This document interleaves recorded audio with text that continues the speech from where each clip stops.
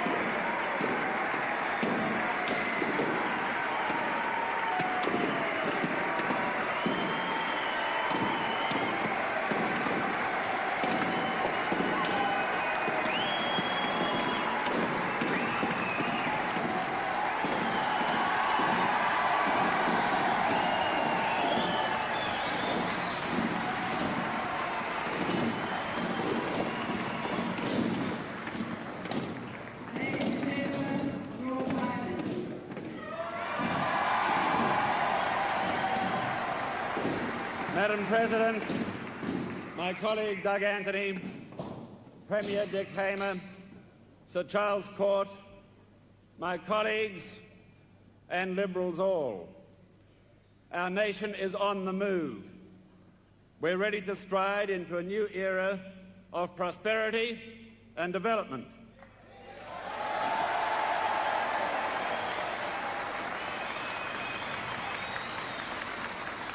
We've broken through in the fight against inflation.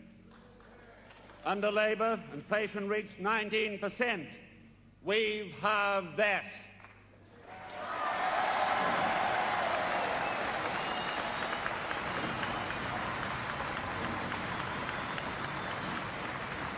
Inflation is 9% and falling. We've reduced taxes, revived incentive, restored fair reward for achievement. Under Labor, taxes doubled. We've ended the big tax rip-off.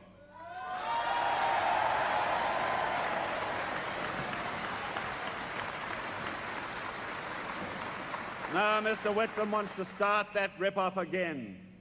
Under this government, business is being revitalised, profits are up, interest rates have begun to fall, and they will keep on falling.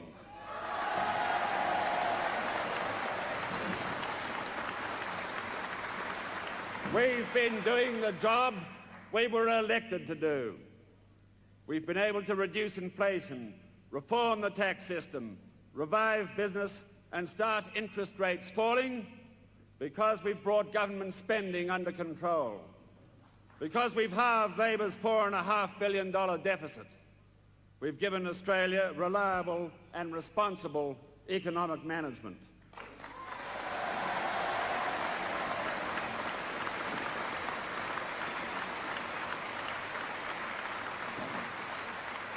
And we have restored integrity to government, and all praise to Philip Lynch, who has upheld the highest traditions of the Westminster system.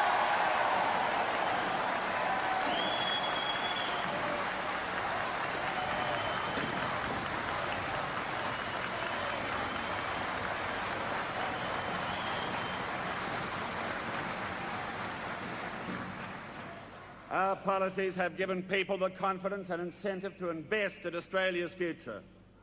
Australia is ready to go with $6,000 million of development in coal, iron ore, bauxite, alumina, petroleum and nickel, in manufacturing industry, in construction and retailing. And in the coming 3 years, we can look to other vast developments. The $3 billion Northwest Shelf Project, bigger than the Snowy Mountain Scheme, the development of our vital oil and gas reserves, and using our immense uranium deposits for peaceful purposes under the world's strictest safeguards.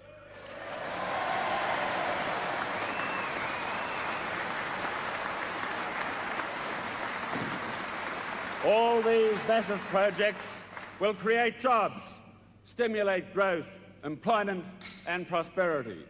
They'll bring wealth and work to Australia. We all know what the real answer to unemployment is. It's generating growth and development. It's industry providing new jobs. It's training people to fill new jobs and keep them. We've saved tens of thousands of Australian jobs because we gave Australian industry the protection we promised. Unlike Mr. Whitlam, we've not exported thousands of jobs as he did through this report by a deliberate act of government designed to increase unemployment and export Australian jobs.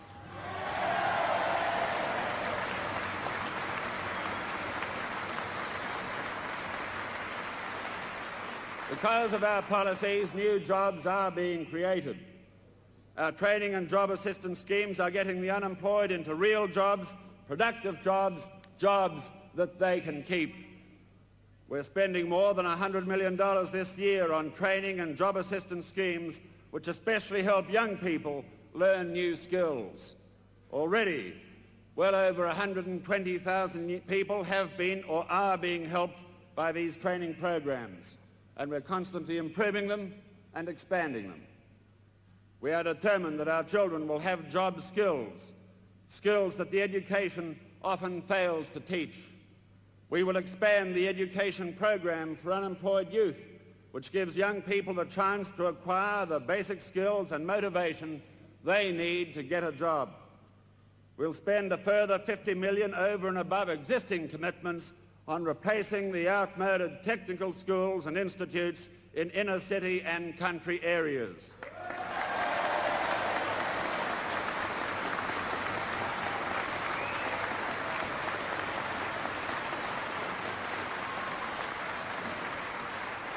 In the last 2 years, the Commonwealth Employment Service has placed 900,000 people in jobs, and we're upgrading the effectiveness of that service. More people find more jobs more quickly. Because of our job assistance strategy, because of the growth and development our policies have made possible, unemployment will fall from February and keep on falling.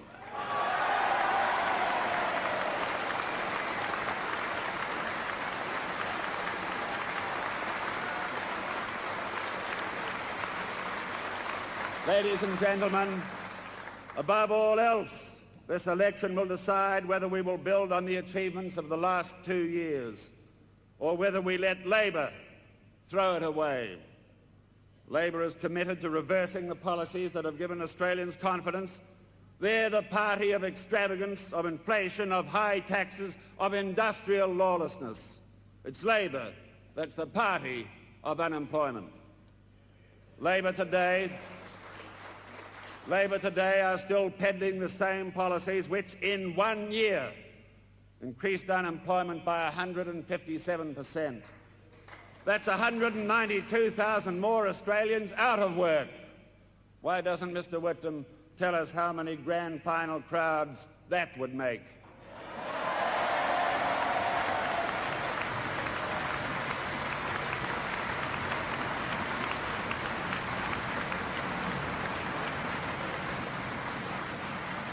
When they were in government, they stopped growth and development. The only things that went ahead were inflation and unemployment. Now he wants to do it all again. There's rarely been an election giving the Australian people a clearer choice, and the choice is between this government, which has restored sanity to government spending, which has given the Australian people the greatest tax reforms in our history, and the Labor opposition, which would unleash government spending, immediately impose higher taxes, Labor has announced a massive and irresponsible spending program. It has itself admitted that it would increase spending by an extra $800 million, but that's only a small part of their plans. Just 6 of their other promises, only 6 of many more, would cost more than $3,000 million a year. And on top of that, they'd spend a further $1,700 million to abolish payroll tax. To pay for this, Labor would pass a law taking $6 a week out of the average wage earner's pocket. At one blow, Labor would increase the Australians' personal tax burden by $1,700 million. Labor would end the reward for initiative and achievement, which is the basis for economic recovery, the basis for creating jobs. I've no doubt at all that the working men and women of Australia will reject that recipe for disaster. Mr. Rand said he wanted tax cuts. Mr. Dunstan said he wanted tax cuts. Mr. Hawke said he wanted tax cuts. Quite apart from our Premier colleagues who are here today, who I think also want tax cuts. These men must now deplore Mr. Whitlam's policy of taking money away from Australia's workers and putting it in the pockets of large companies, because small companies don't pay payroll tax anyway.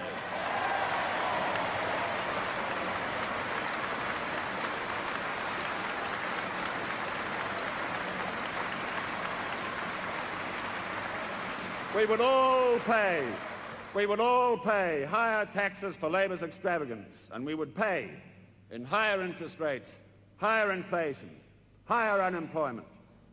Labor's policies would stop investment in Australia. They'd stop growth. They would deny Australians the right to work. They would dishonour contracts. In 1975, Mr. Whitlam signed this document, this Memorandum of Understanding, to develop Australia's uranium and commit his then government into partnership. Now he just says he never signed anything. The Labor Party is trying to obstruct Australia's development. They're partners in obstruction with extremist union leaders. The extremist-led unions are affiliated with the Labor Party. They pay money to the Labor Party. They help decide official Labor Party policy. And that's the policy that binds Mr. Whitlam and Mr. Hayden and Mr. Hawke. And that's why it's Labor's official policy to put unions above the law. That's why Labor endorsed the Victorian power strike, which laid off 450,000 workers. They endorsed a strike which threw 36,000 people completely out of a job. We've shown that the public can be protected by a resolute government, and that a fair and resolute stand can and does work. It worked in the air controllers strike, in the postal workers dispute. It worked against the ACTU's uranium moratorium. They've backed down.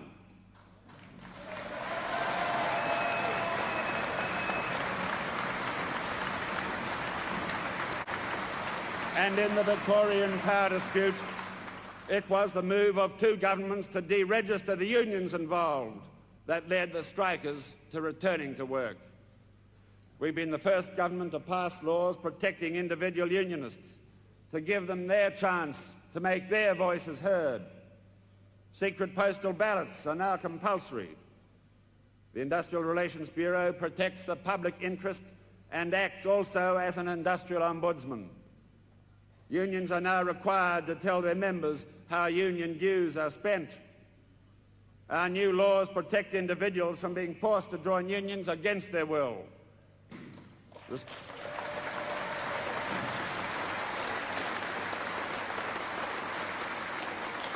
Responsible unionists have welcomed these laws. Only the extremists and the Labor Party fought them. These laws won't change things overnight, but over time they will have a major impact. At last, responsible unionists have a chance. Labor would take it from them. Labor would back down on all these laws. We won't back down on any one of our responsibilities to the Australian people.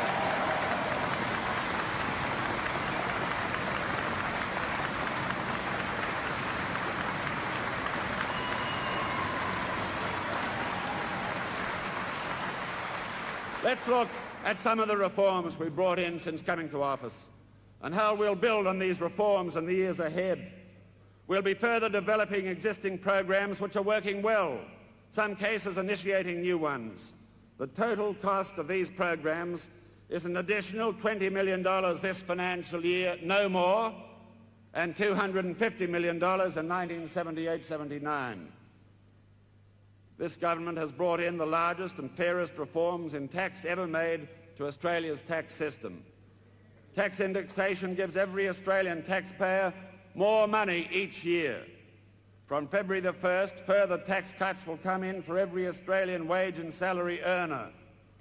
This year alone, the person on average earnings will be saving $6 a week from these two reforms.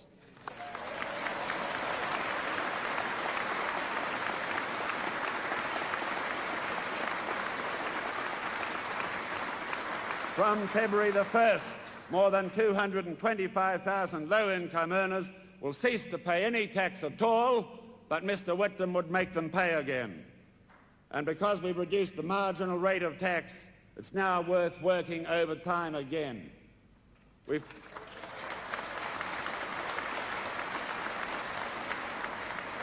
provided business with essential tax incentives to invest, explore and develop. Quite apart from tax concessions to business, in 2 years, our personal tax reforms have already saved taxpayers $3,300 million. The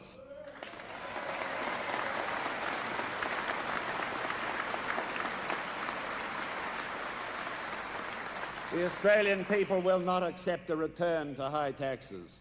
This government will bring taxes down further and not increase them. Estate duty has caused distress and hardship to thousands of Australian families, to small business, to farmers. Thus, all deceased estates and gifts passing between husband and wife, parent and child, will be exempt from federal estate and gift duty from this day.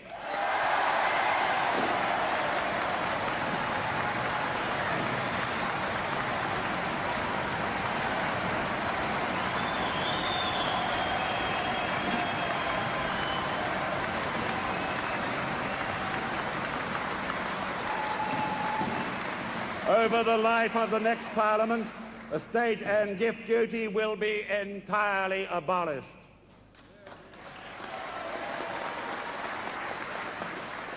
We've cut down increases in your rates by giving local government a fixed share of all personal income tax receipts. This year, last year, 1.52%. Over the next 3 years, we'll increase that share to 2%.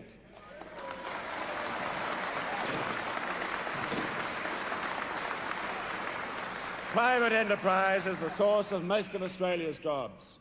We'll take further steps to assist business so that new jobs can be created. Times have been difficult for Australia's thousands of small businessmen. We've helped small business with tax concessions on trading stock, with the investment allowance, personal tax cuts, and we'll make more finance available to small business through the Development Bank and the Australian Industry Development Corporation. Unlike Labor, this government has bought Australian-made as a rule, whenever possible, and we'll continue to buy Australian-made in government purchases.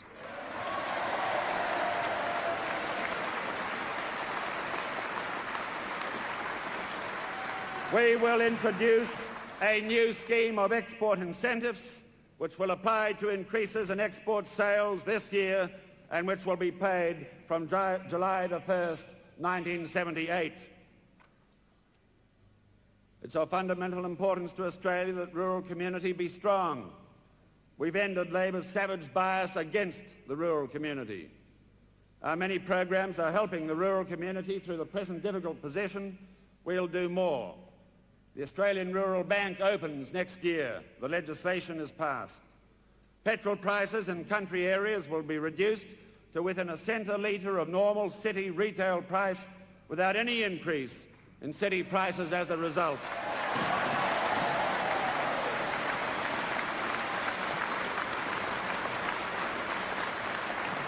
And over 3 years, And over 3 years, we will reduce the price margin to less than half a cent a litre. We will, in consultation with the industries concerned, act to improve beef and wool marketing arrangements. There are other measures supporting the rural industry. My colleague, the Deputy Prime Minister, Doug Anthony, will announce them tomorrow night.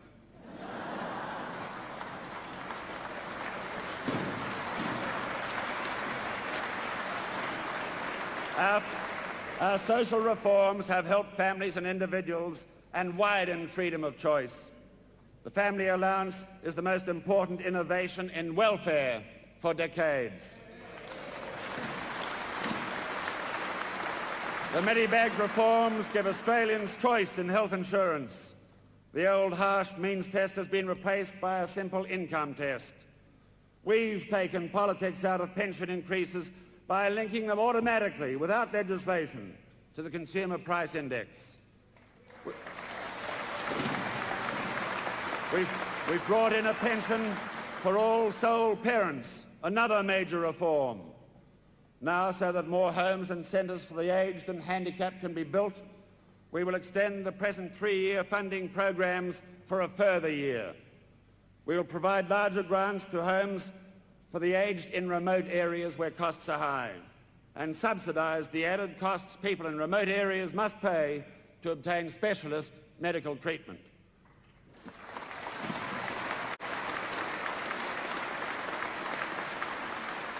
We will encourage families to care for their sick and aged by increasing and expanding the domiciliary nursing care benefit. We've given the handicapped a new deal and will maintain our expanded child care program.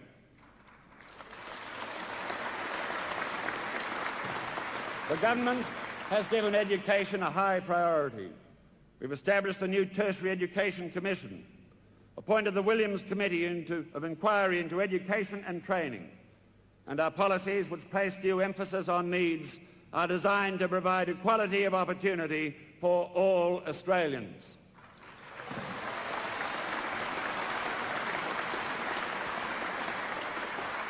A major initiative will be undertaken to end the long-standing social injustice. For far too long, governments have accepted the responsibility to provide free education for normal children, but made parents of handicapped children pay sometimes hundreds of dollars more for their child's education and recreation. That injustice will cease.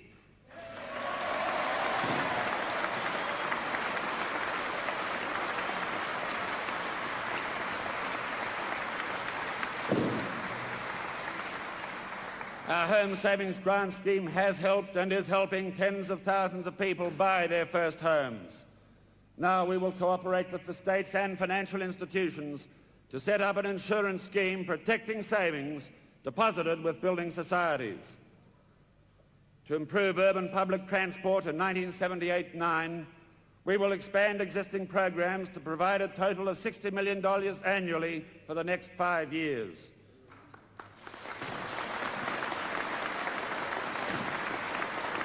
We will also undertake a program to upgrade critical sections of the National Railway network.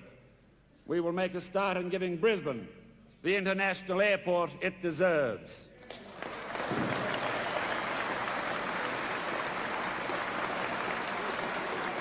We will improve city and country water supplies with a 5-year, $200 million National Water Resources program. We have maintained and improved post and telephone services without any increase in basic rates for the last 2 years. Now we'll move to cut off-peak telephone charges to about 40% of the normal rate.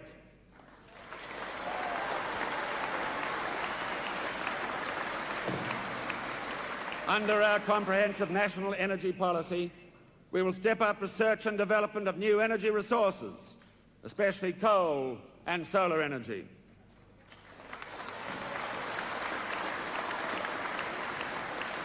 We are acting to end the offensive paternalism of past policies toward Aborigines. We will continue to encourage self-management of Aboriginal programs and make them master of their own affairs.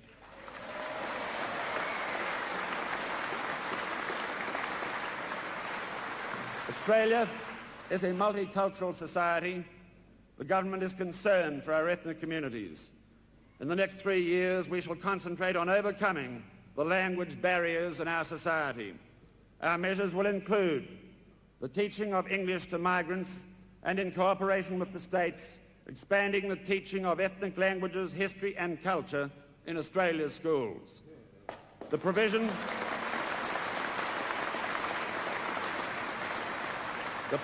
of ethnic liaison officers in government departments, more interpreters, translators, migrant welfare officers, more migrant resource centres like the one that operates in Melbourne.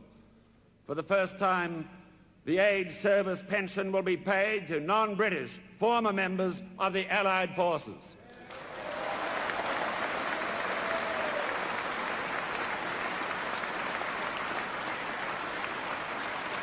We have put ethnic broadcasting on a permanent basis, and we'll move to establish ethnic television. We have protected individual rights and reformed outdated laws. The Ombudsman, the Administrative Appeals Tribunal protect basic civil liberties. We are committed to a Human Rights Commission, and we've indicated we'll bring in freedom of information legislation. We will establish a permanent women's body to advise the government on women's affairs.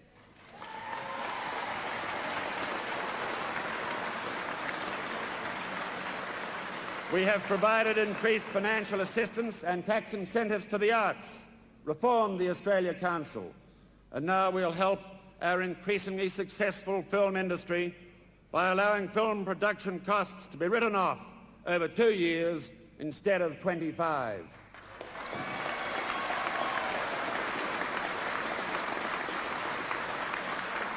We have vigilantly protected the environment.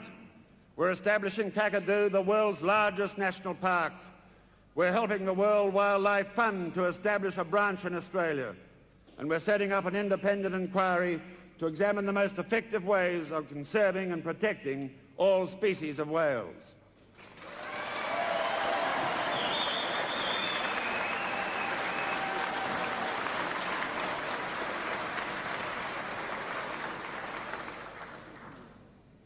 We are strengthening all areas of the Defence Forces. For example, this program includes the construction of 14 fast patrol boats built by a great North Queensland shipbuilder at Cairns.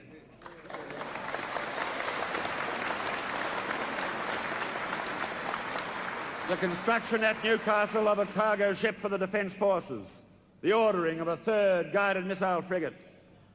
We've restored close relations with friends and allies and extended the vital Pine Gap Agreement for a further 10 years.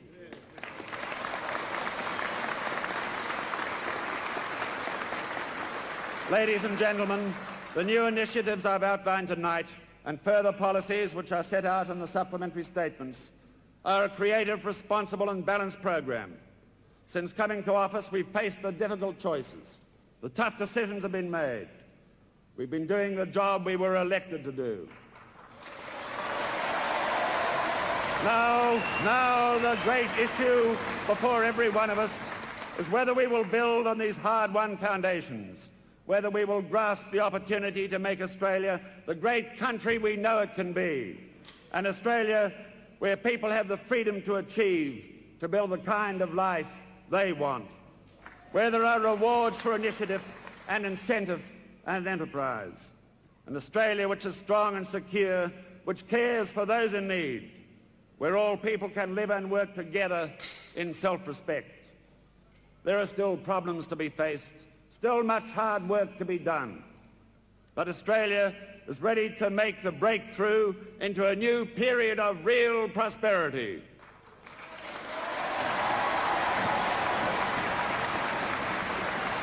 A vote for the Liberal Party is a vote for an exciting and rewarding future for Australia. With your support, this government is determined to build on what we've achieved, to make Australia a society which can set a standard for the world.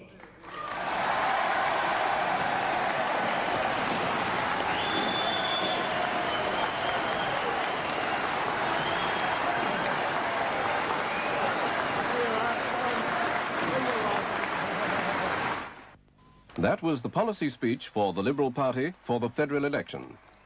The speaker and author was the Prime Minister, Mr. Malcolm Fraser, Parliament House, Canberra.